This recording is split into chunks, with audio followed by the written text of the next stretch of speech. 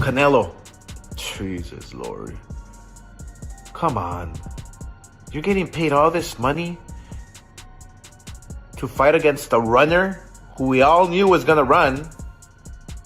A Cuban style. You chose him. And now you say you hate fighting runners? Well then, don't fight runners. I don't know what the he was doing, you know.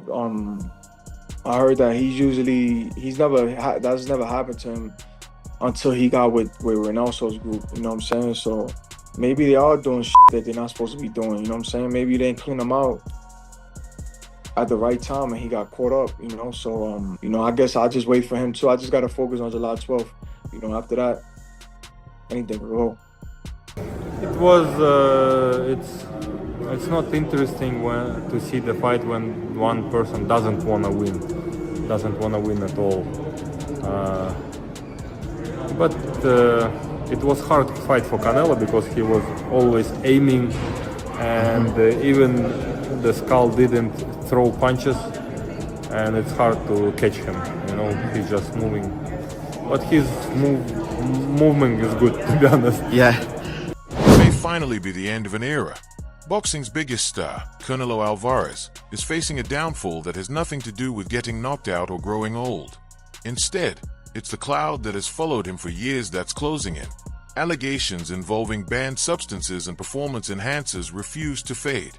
Once celebrated as the best fighter on the planet, Mexico's pride, and the man many believed would inherit Floyd Mayweather's spotlight, Canelo is now battling a wave of controversy that threatens to redefine his legacy. Fucked up that they don't got Tank as one of the top guys, pound for pound. And you look, they can rate Canelo up there, and I just feel like Canelo is one of the guys.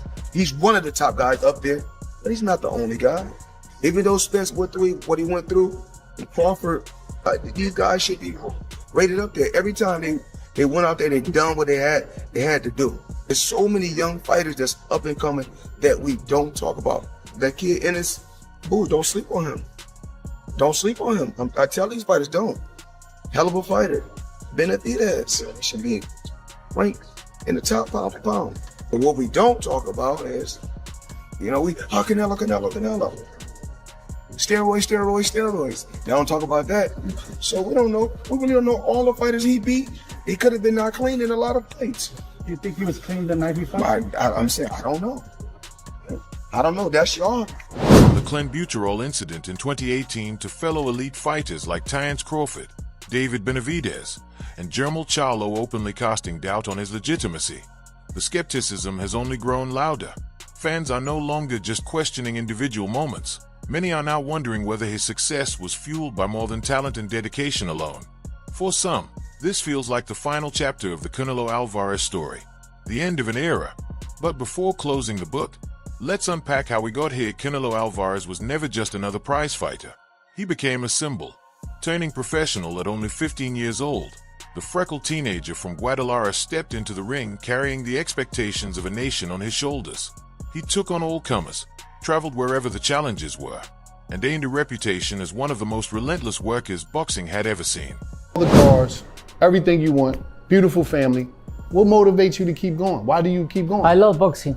I love what I do. I still enjoy my training camps. I enjoy boxing. I love this. I enjoy a lot this. So, and I want to continue to make history because I want to put my name in a big stage, in a big position for my history. So, and I still enjoy it. I love what I do. He rose to become the sport's most recognizable attraction, a national icon in Mexico and a dominant champion across multiple belts. Pay-per-view revolved around his name, and his legacy reached a new level when he etched his name into history as the first fighter to fully unify the super middleweight division. People talk shit and say whatever they want to say, but look at Canelo. Canelo is still the man. Yes, you know, he's been for a long time. And he jumps in there and he does it and he goes to work, and it's hard to stay at that level for a very long time. And Canelo's another guy. I mean, what's this guy clipping 40 mil a fight? He shared the ring with elite names like Gennady Golovkin, Miguel Cotto, Sergey Kovalev, Billy Joe Saunders, and Caleb Plant. One major challenge after another, and each victory added another layer to the Canelo myth. But even the biggest icons have weak points. And in 2018, the first real signs of trouble started to surface. Fucking Canelo, man. I don't know if he's cheating. What do you mean? I feel like Canelo juices. But I'm a Triple G fan, so I'm a say that ahead of time. I just like There's Triple a G. lot of money on the line, and if I could get away with it, I would do it as well. Some tainted beefs. I think, well, he definitely got busted once for something, but it could have been from tainted beef. We don't know. But it also could be that, we should probably leave them the fuck alone and let them do whatever they want to do. Do you want to see Manny Pacquiao fight or not? Right? I want to see him juiced up, fighting at 45 years of age, coming in with a full six-pack, lighting people on fire. Anticipation was at a fever pitch for the long-awaited Canelo-Golovkin rematch, a bout many considered one of the biggest events of the era. Then, just weeks before fight night, everything changed. The sport was shaken when Canelo returned 2 failed drug tests, both linked to clenbuterol, a substance prohibited under boxing regulations. Canelo Alvarez failed a drug test before his big Triple G fight in May, and he's blaming Mexican cows. All right, here's the deal. 2 months until the rematch with Gennady Golovkin on May 5th is going to be the big fight, and he's been taking drug tests leading up to the fight, standard operating procedure. This time he popped for a substance called clenbuterol, which is a banned substance. As a matter of fact, it helps you cut weight. A lot of people use it illegally to cut weight while maintaining muscle mass. He is saying he did not cheat. He's not a cheater. I did not intentionally take clenbuterol. Problem is, I've been training in Mexico and eating contaminated cow beef. That's what he's saying. There's a problem apparently in Mexico where some of the cattle are being injected with clenbuterol, which helps cows. It's illegal in the United States, but some places outside the United States, even some places in the United States, will use clenbuterol to grow bigger cows, to up the protein content in the meat. And he's saying that what he had was contaminated meat because his training center is in Mexico and there's a problem with Mexican meat down there. He even issued a statement saying, quote, his explanation was contaminated meat consumed in Mexico. While it's true the country has a documented history of clenbuterol appearing in livestock, many fans weren't convinced. To them, it sounded like a ready-made defense for a fighter who often looked noticeably larger, stronger, and more explosive than his competition. Floyd Mayweather Jr. just reignited controversy about Canelo Alvarez's legacy. Not only did he call their 2013 fight easy, Floyd went deeper. He brought up the failed steroid test from 2018, Mayweather said. Canelo's transformation raised red flags and questioned whether all those knockouts were clean. This dude talking about eating bad meat? Are you eating steroid cows? To Mayweather. This isn't trash talk, it's about protecting the sport. He believes Canelo's record is clouded by performance enhancers, especially against smaller fighters. With Crawford stepping up in weight, Floyd's warning hits hard. Be smart. Don't base everything on power. Canelo was handed a 6-month suspension by the Nevada State Athletic Commission. The bout was delayed, and a reputation that once felt untouchable was suddenly under intense scrutiny. And this is the harsh reality about performance-enhancing drug allegations in boxing. Once your name is connected to them, the shadow never truly disappears. Jump to the present, and that cloud hasn't lifted, it's grown darker. Fighters like David Benavidez have openly questioned Canelo's confidence, suggesting that a refusal to face certain challenges raises eyebrows. Benavidez has also pointed to multiple failed tests within Canelo's wider camp as fuel for suspicion, adding more heat to an already volatile conversation. Canelo was 100% confident in himself. I don't know why he wouldn't fight me, especially since, seeing that everybody in his team is on steroids, which means including him, so he never got off You think he's on steroids? Of course. How does five people out of your camp get tested positive for steroids? Right. You know what I mean? All those fucking dudes in that camp are dirty. He went as far as suggesting that when multiple people connected to the same camp test positive, it raises serious questions about what's really happening behind the scenes. In his view, that pattern speaks for itself. Jermall Charlo pushed the narrative even further. He publicly accused Canelo of using microdosing tactics, taking banned substances in amounts small enough to slip past testing protocols. Charlo even implied that this wasn't something new, but a long-term practice that had gone unnoticed for years. For critics, comments like these only added more fuel to an already raging fire. Jamal, I'm just asking, when you think about Canelo and the PED usage, right? This is probably the 4th or 5th fighter out of that camp that's come up hot for PEDs. Just what are your thoughts around that? And I've been telling y'all about Snack for a long time. Victor Conte them. All right, so All right, hear me out. No bullshit for real. They make the drug at the limit of non-responsible. All right, so like this right here, this level is you're banned. That's a banned substance. They will make the drug all the way up to the line of the banned substance, but it just doesn't show, so it's not responsible. So they've been doing that shit for years, but now that they, tapped into it, it's getting caught. Y'all think Canelo hasn't been taking Clinton Bruderol for a long ass time? Y'all think he ain't back on that shit?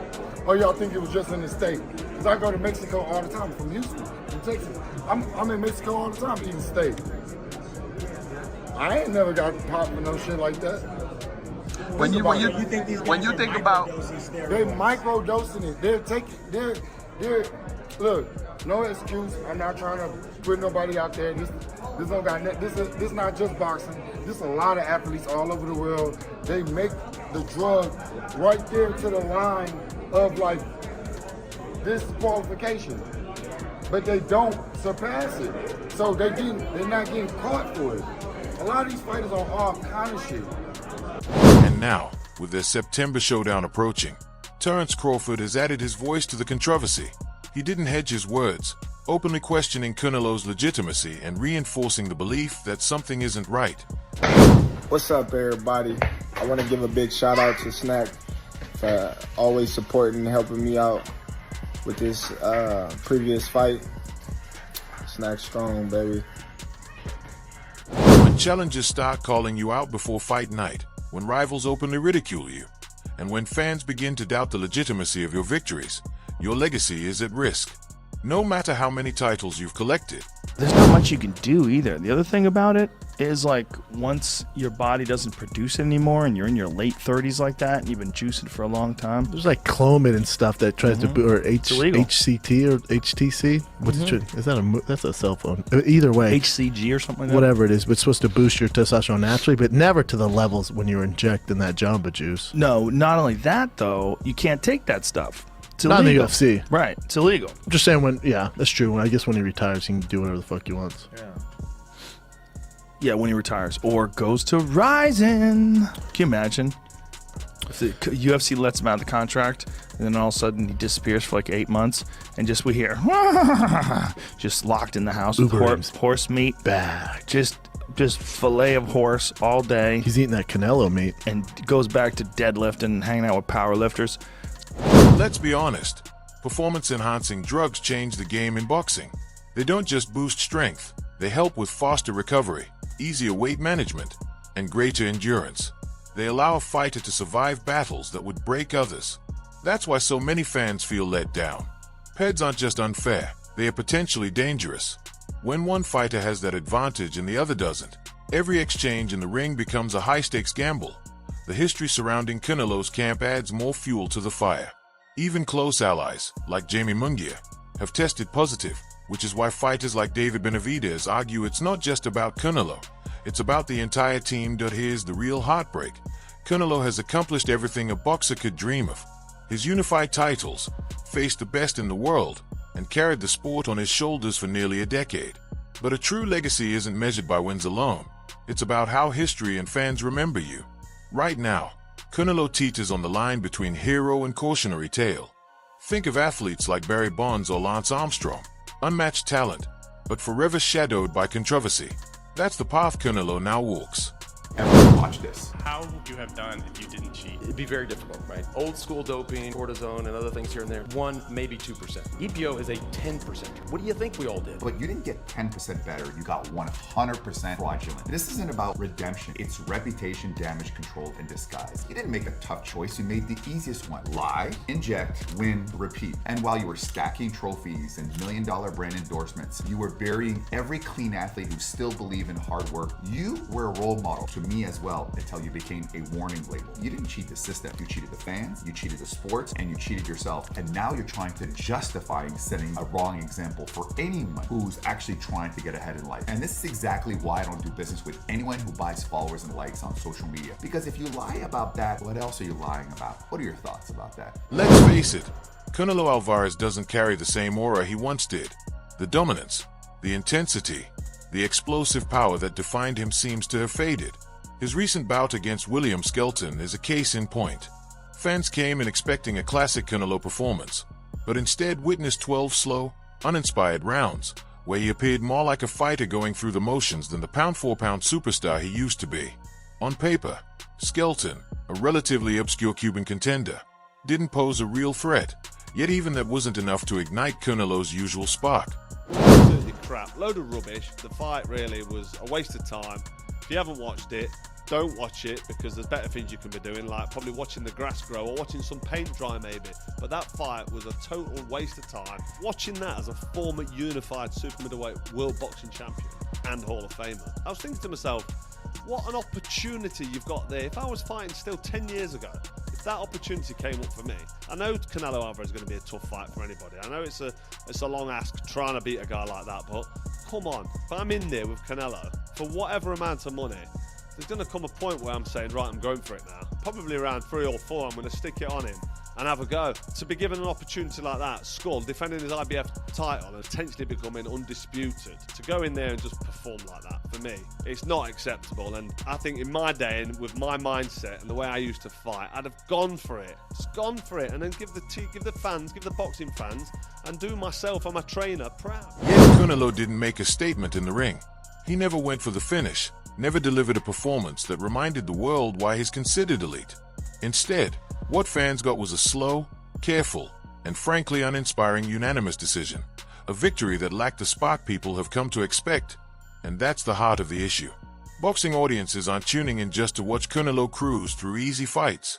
They want to see him in the high-stakes, dangerous matchups, the kinds of bouts that define a legacy. Which brings us to one name that has loomed over him for years, David Benavidez, the rising force at super middleweight. Fans have been clamoring for this fight. The boxing community has been begging for it.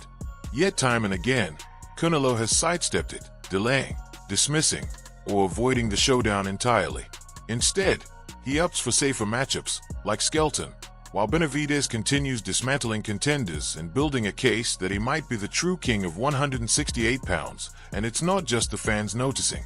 Analysts, former fighters, and promoters are all starting to say the same thing. Canelo isn't proving himself anymore. He's protecting his position. Because deep down, everyone knows that Benavidez is a legitimate threat, and taking that fight could put at risk the one thing that has kept Canelo's aura intact, his status as boxing's biggest star. Canelo running from Benavidez. What is that? I mean, imagine if I ever ran from anybody. Like, did I run from somebody in my career? No. Did Chavez run from somebody in his career? No. Chavez was 87-0. Imagine that. So to me, that's the all-time greatest fighter. So yes, Canelo is still winning, but his victories aren't thrilling. They don't feel significant, and they aren't the kind of fights fans have been clamoring to see. More and more, people are saying the same thing. This isn't the same Canelo Alvarez we once knew. That brings us to his upcoming showdown with Terence Crawford. And let's address the elephant in the room, the weight difference. On paper, this fight looks monumental, possibly even the bout of the decade. 2 pound-for-pound stars, 2 all-time greats finally facing off in the ring. But when you look closer, the size disparity is glaring, leaving fans to wonder whether this matchup is truly even. Canelo has been comfortably walking around at 168 pounds, carrying natural strength and muscle at super middleweight. Terence Crawford, does he have an opportunity to beat Canelo? I think if anybody has a chance to beat Canelo, I think it's Terence Crawford. His IQ is on another level. He's a great fighter and he's strong. It's just that it's a lot of weight. I wouldn't be surprised if Terence Crawford wins. Wouldn't be surprised if he loses either. Terence Crawford, when he went up against the best opposition, like Earl Spence, he showed what level he's on, what type of dog he is. So I don't know. You really have to let these fights play out to see what happens. He might get hurt. That might activate him to come back strong. Could you still make 68? I don't want to make 68. No, I know you don't. Terence wins 68. Yeah, well, if that's, yeah, I can make 168. Crawford, meanwhile, has been climbing the weight ladder for years, starting at lightweight, moving through welterweight, and now taking on a massive jump of 2 divisions to face Canelo at 168 pounds. That's a significant challenge. You're looking at a fighter who normally competes around 147 to 154 pounds, stepping into the ring against a man who has spent years fighting bigger, stronger, naturally heavier opponents. The size and power difference can't be ignored. The big question becomes, Can Crawford's speed, ring intelligence, and counterpunching skills neutralize Canelo's raw strength and natural size advantage? And yet, despite all the doubts, excitement remains high. Fans are still eager to see this clash of Tita. What are your expectations for what the next couple months are going to hold for both guys? This is going to be super interesting for Canelo especially. Everyone's focusing on Terence Crawford because he's a smaller guy. How much weight is he going to put on, etc., etc. No rehydration clause in this fight. Meaning, you know, like when Floyd Mayweather fought Canelo Alvarez, because Canelo's the bigger guy, he put a rehydration clause in, because Floyd was the money guy. If Canelo wanted the payday, he had to acquiesce and give Floyd what he wanted. Canelo's the money guy. Terence Crawford can't go in there and say, hey, I want a rehydration clause. Not that he even would, right? So everyone's looking at Crawford, how big is he going to be? But I'm looking at Canelo. What Canelo comes into this fight? The older Canelo, meaning the younger Canelo, the older guy, you know, the old, long time ago Canelo, who was a really well-rounded counterpuncher, who could do everything, or this more recent Canelo, who just hunts guys down and has become more one-dimensional. The boxing community is completely divided. On one side, some argue that Canelo's size, power, and experience will be too much for Crawford to handle.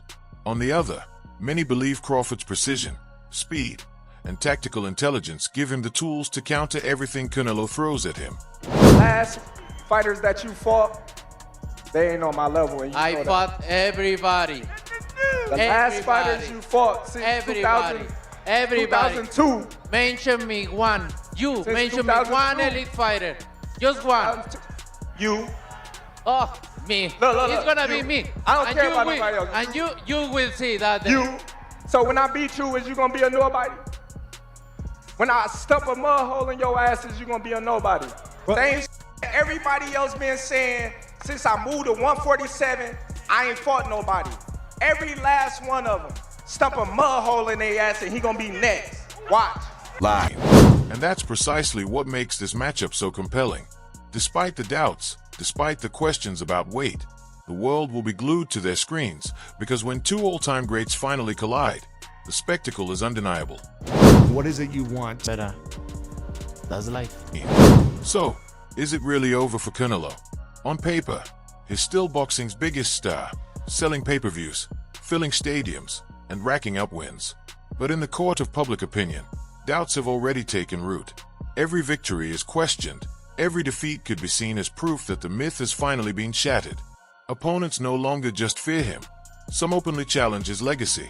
And in a sport like boxing, once your reputation is damaged, it can be nearly impossible to fully recover.